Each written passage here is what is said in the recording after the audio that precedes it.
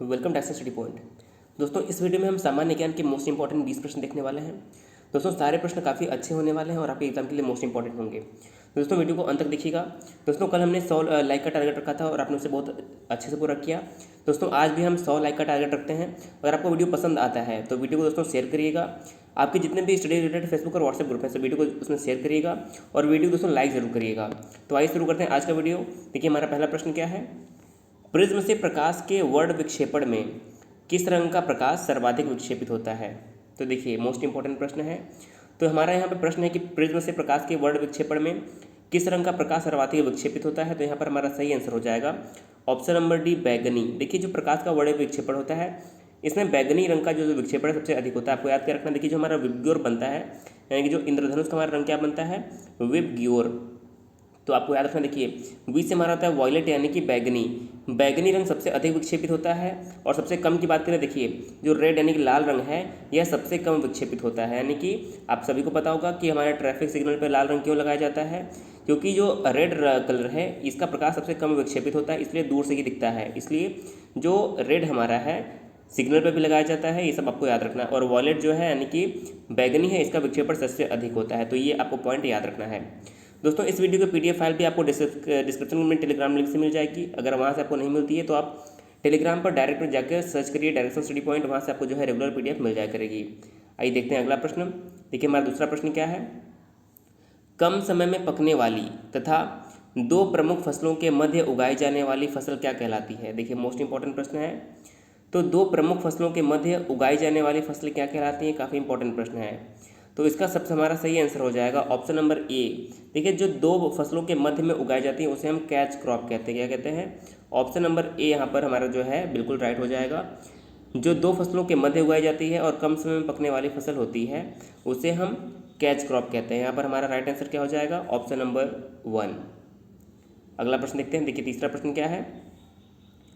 आकाश का नीला रंग निम्नलिखित में से किस कारण उत्पन्न होता है। यानी कि जो आकाश का नीला रंग है वह किस कारण उत्पन्न होता है, विवर्तन, अपवर्तन, प्रकीर्णन या फिर भूवर्ण। तो देखिए, इस प्रश्न का राइट आंसर क्या हो जाएगा। आप दोस्तों अपना स्कोर हमें कमेंट करके जरूर बताइए कि आपने 20 में से कितने प्रश्न सही किए हैं। तो देखिए, इस प्रश्न का सही आंसर हो जाएगा ऑप्शन नंबर सी, प्रकीर्णन। जो आकाश का रंग नीला दिखाई देता है वह प्रकाश के प्रकीर्णन के कारण ही दिखाई देता है। तो जिन लोगों ने भी सी को चुना है उनका जवाब बिल्कुल ही राइट हो जाएगा। अगला प्रश्न देखिए क्या है, चौथा प्रश्न। इमली में मुख्य अम्ल कौन सा पाया जाता है। तो देखिए, आप सभी को पता होगा, काफ़ी ऐसे प्रश्न एग्जाम में पूछे जाते हैं बार बार। इमली में कौन सा अम्ल पाया जाता है। तो यहाँ पर हमारा राइट आंसर क्या हो जाएगा, ऑप्शन नंबर बी, टार्टरिक अम्ल। देखिए, जो इमली है इमली में मुख्य रूप से टार्टरिक अम्ल पाया जाता है। तो जिन लोगों ने भी ऑप्शन नंबर बी को चुना है उनका जवाब राइट हो जाएगा, टार्टरिक अम्ल। अगला प्रश्न देखते हैं दोस्तों। इसके अलावा अगर हम फार्मिक अम्ल की बात करें, देखिए फार्मिक अम्ल कहाँ पर पाया जाता है, तो बिच्छुओं के डंक में जो है या चींटियों के डंक में जो है फार्मिक अम्ल पाया जाता है। ये भी आपको याद रखना है, कई बार एग्जाम में पूछा गया है। पांचवा प्रश्न देखिए हमारा क्या है। सेमी कंडक्टर यानी कि अर्धचालक का एक उत्तम उदाहरण क्या है। देखिए, यहाँ पर अर्धचालक की बात की जा रही है, पांचवा प्रश्न है। तो अर्धचालक का जो एक उत्तम उदाहरण है वो हो जाएगा हमारा option number D, germanium. Germanium जो है अर्धचालक यानी कि सेमीकंडक्टर का एक सबसे अच्छा उदाहरण है।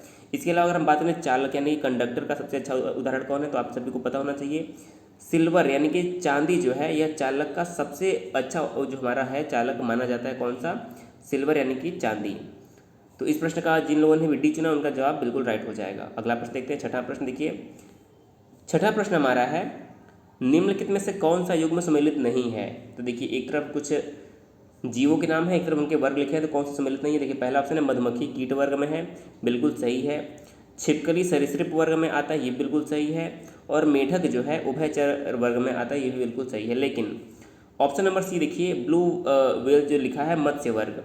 देखिए, यहाँ पर आपको याद रखना होगा, जो ब्लू व्हेल है यह मत्स्य तो होता है लेकिन इसे स्तनपायी के अंतर्गत रखा जाता है। किसके अंतर्गत, स्तनपायी होते हैं। ब्लू व्हेल जो होते हैं स्तनपायी होते हैं। तो ये आपको याद रखना होगा। ऑप्शन नंबर जो सी है सही सम्मिलित नहीं है। सी चुनने वालों का जो जवाब है इस प्रश्न में राइट हो जाएगा। सातवां प्रश्न देखिए क्या है।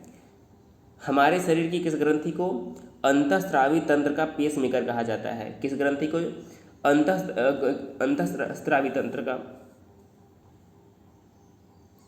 तो देखिए अंतःस्रावी तंत्र का जो पेस मेकर कहा जाता है वो कहा जाता है ऑप्शन नंबर ए थायराइड को। देखिए जो थायराइड है इसे अंतःस्रावी ग्रंथि का पेसमेकर कहा जाता है। देखिए अब ग्रंथियों की बात आई है तो यहाँ पर एक आपको याद रखना होगा कि हमारे शरीर में जो मास्टर ग्लैंड यानी कि मास्टर ग्रंथि किसे कहते हैं, तो आपको याद रखना होगा जो पीयूष ग्रंथि होती है, आप सभी को पता होगा जो पीयूष ग्रंथि होती है इसे मास्टर ग्लैंड या फिर मास्टर ग्रंथि के नाम से जानते हैं, तो ये भी आपको याद रखना है।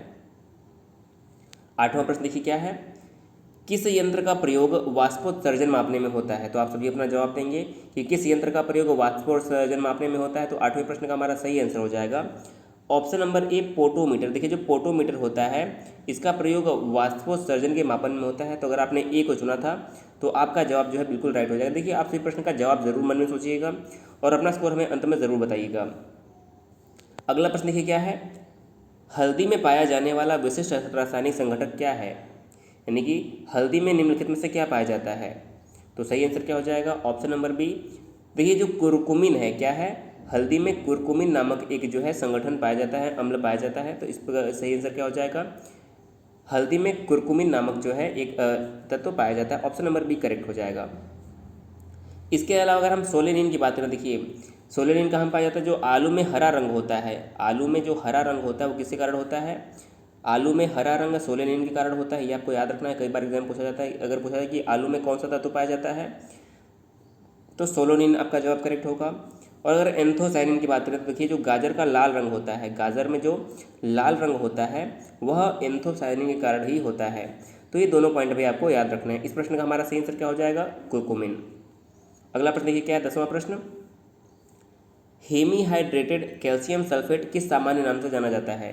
देखिए हेमीहाइड्रेटेड कैल्शियम सल्फेट किस सामान्य नाम से जाना जाता है।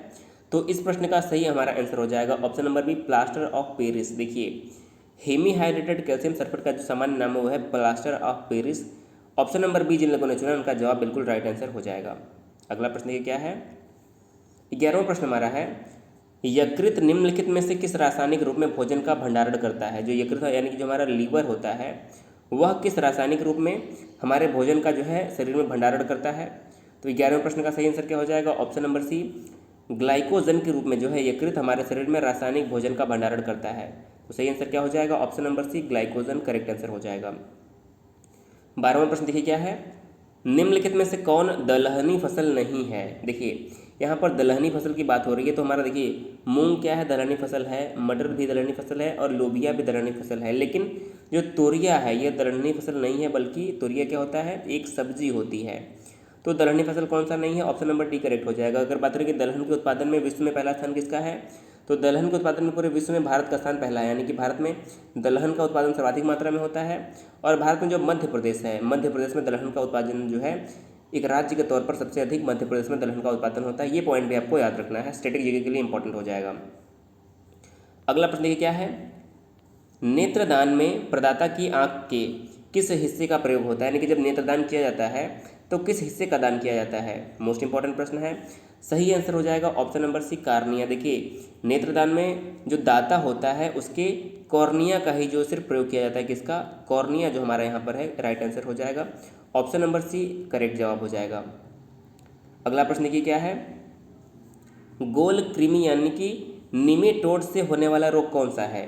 तो देखिए जो गोल कृमि होता है इससे होने वाला जो रोग है उसका नाम है फाइलेरियासिस। क्या है, ऑप्शन नंबर ए करेक्ट हो जाएगा। फाइलेरियासिस रोग जो है गोल कृमि यानी कि निमेटोड से होता है। तो जिन लोगों ने भी ए चुना होगा उनका जवाब राइट हो जाएगा। अगला प्रश्न देखिए क्या है, 15वां प्रश्न, विज्ञान की किस शाखा में घासों का अध्ययन किया जाता है। देखिए घासों का अध्ययन किस शाखा में किया जाता है, तो सही आंसर क्या हो जाएगा, देखिए जो घासों का अध्ययन है वो एग्रोस्टोलॉजी में किया जाता है। किसमें, एग्रोस्टोलॉजी में जो है घासों का अध्ययन किया जाता है। तो इस प्रश्न में ऑप्शन नंबर सी हमारा करेक्ट हो जाएगा, एग्रोस्टोलॉजी में घासों का अध्ययन किया जाता है, सी करेक्ट हो जाएगा। अगला प्रश्न देखिए क्या है, 16वां प्रश्न, पारिस्थितिकी तंत्र यानी कि इकोसिस्टम की संकल्पना के प्रतिपादक कौन थे।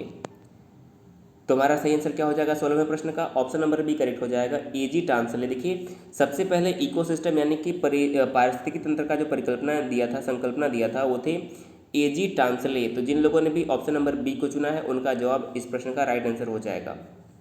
अगला प्रश्न देखिए क्या है, 17वां प्रश्न, फाइब्रिनोजन कहाँ बनता है। देखिए फाइब्रिनोजन कहाँ बनता है, 17वां प्रश्न हमारा है। करेक्ट आंसर हो जाएगा ऑप्शन नंबर ए, यकृत में। देखिए जो फाइब्रिनोजन है वह यकृत यानी कि लीवर में बनता है, तो इस प्रश्न का सही आंसर क्या हो जाएगा, ऑप्शन नंबर ए, यकृत। अगला प्रश्न देखिए क्या है, 18वां प्रश्न हमारा है कि बेरी बेरी नामक रोग किस विटामिन की कमी से होता है। तो देखिए मोस्ट इंपॉर्टेंट प्रश्न है, जो बेरी बेरी रोग होता है वो विटामिन B1 की कमी से होता है। किसके, विटामिन B1 की कमी से बेरी बेरी नामक रोग होता है। तो जिन लोगों ने भी ऑप्शन नंबर डी को चुना है उनका जवाब राइट हो जाएगा। अगला प्रश्न देखिए क्या, 19वां प्रश्न, निम्नलिखित में से कौन अनिवार्य अमीनो अम्ल नहीं है, यानी कि निम्नलिखित में से कौन सा अनिवार्य अमीनो अम्ल नहीं है। तो राइट आंसर क्या हो जाएगा, इस प्रश्न का सही हो जाएगा ऑप्शन नंबर ए, ग्लाइसिन। देखिए जो ग्लाइसिन होता है यह एक अनिवार्य अमीनो अम्ल नहीं है, तो ऑप्शन नंबर ए इस प्रश्न का राइट हो जाएगा।